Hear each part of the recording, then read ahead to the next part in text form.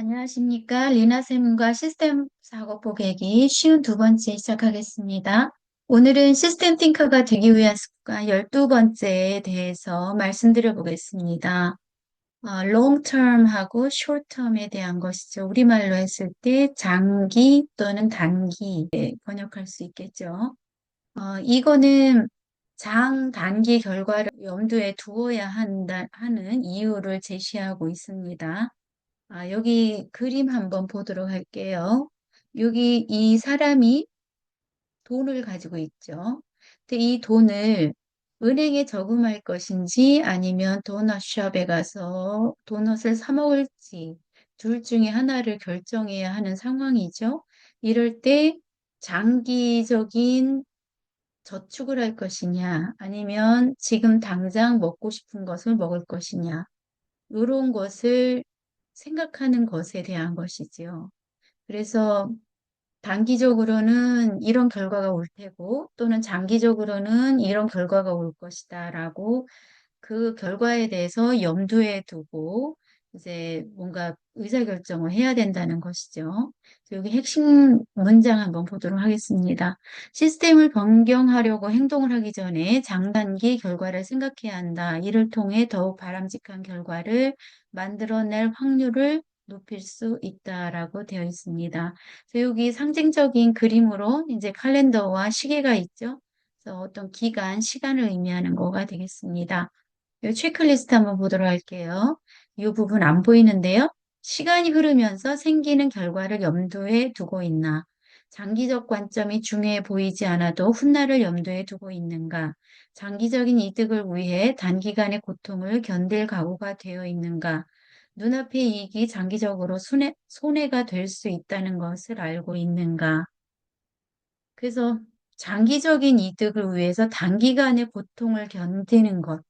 또 눈앞의 이익이 장기적으로 손해가 될 수 있다는 것을 아는 것. 이런 것이 시스템 사고에서 키우고자 하는 역량이 되겠습니다. 여기 한번 볼게요. 시스템은 복잡하게 연결되어 서로 상호작용하기 때문에 장기적인 결과를 고려하지 않으면 단기적인 해결책이 오히려 문제를 악화시킬 수 있다. 그래서 유명한 말이 오늘의 문제는 어제의 해결책에서 왔다라는 시스템 사고에서 유명한 문장이 있습니다. 한 요소의 변화가 다른 요소에 어떤 영향을 미칠지 예측하는 것이 중요합니다.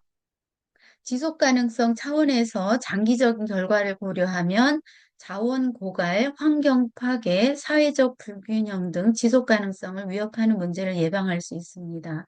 우리 지속 가능성이란 말 굉장히 화두가 되고 있죠.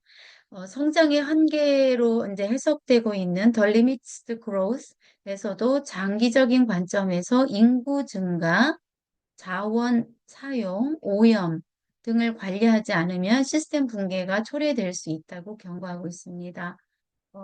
안타깝게 지금 이러한 현상들이 일어나고 있죠. 그래서 장기적인 관점을 갖는 것이 어, 결정적으로 시스템이 올바른 방향으로 가는데 중요하다고 볼 수 있습니다. 또한 장기적인 결과를 고려함으로써 더 나은 정책과 전략을 수립할 수 있습니다.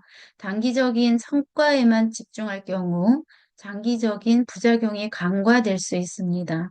예를 들어 즉각적인 경제 성장을 위해 자원을 과도하게 사용하면 장기적으로는 자원 고갈과 환경 문제로 인해 더 큰 비용을 치르게 될 수 있습니다. 그런데 여기 선출직 공무원의 딜레마라는 말이 있죠. 즉, 고위직 공무원 같은 경우 어떤 자기 자리에 있을 때 뭔가 성과를 내고 싶고, 그러려면 장기적인 관점에서 뭔가 일을 진행하기가 힘들죠. 그래서 중요한 것이 시민들의 민주시민성인 것이죠. 그래서 민주시민 교육이 그래서 이제 절실한 이유가 되겠습니다. 즉, 시민들이 장기적인 안목을 가지고 그 고위직 공무원들의 또는 공무원들의 뭔가 추진하고자 하는 정책에 대해서 지지를 해주면 자리에서 단기적인 그 성과에 연연하지 않고 정책을 추진할 수가 있는 것이죠. 이거는 참고로 관련해서 말씀을 드리겠습니다. 이 해방 100년 혁신적 포용국가 실현을 위한 대한민국 교육체제의 대전환 방안 2022년 교육개발원에서 나온 것인데요. 단계별 정책 자원 집중도에 대한 도식입니다. 학교와 관련된 걸로 이제 해석할 수 있는데요. 여기 보면 단기적으로는 당장 현안에 필요한 정책에 집중을 해서 이제 대응적인 태도를 가지고 자원을 배분하죠. 그리고 한쪽에는 장기적인 안목에서 비전을 향해 실험적 태도를 견지하면서 자원의 일부분을 배분해야 함을 나타내고 있는 그림입니다. 그래서 즉 단기적으로는 비용 대비 큰 성과를 내는 효율성의 원리가 작동하지만 장기적으로는 효율성의 원리는 점차 사라지고 이렇게 점차 사라지죠.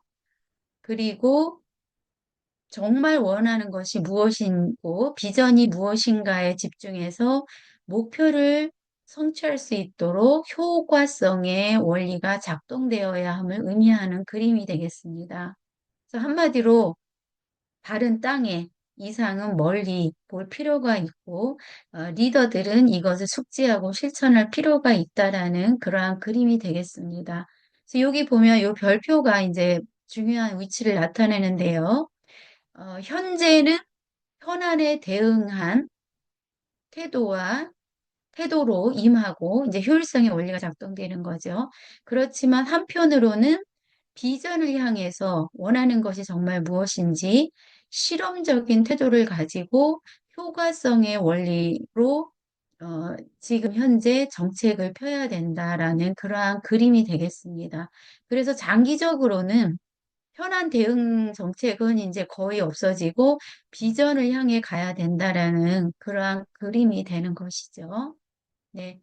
이렇게 오늘은 시스템 띵커가 되기 위한 습관 12번째로 단기적인 안목에서 벗어나서 장기적으로 어떠한 결과가 나올지에 대해서 염두에 두고 어떠한 정책을 펼 필요가 있다라는 것에 대해서 말씀드려 보았습니다.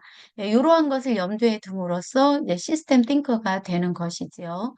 그래서 다음에는 마지막 13번째 시스템 띵커가 되기 위한 습관 말씀을 드리도록 하겠습니다. 이상 마치겠습니다. 해주셔서 감사합니다.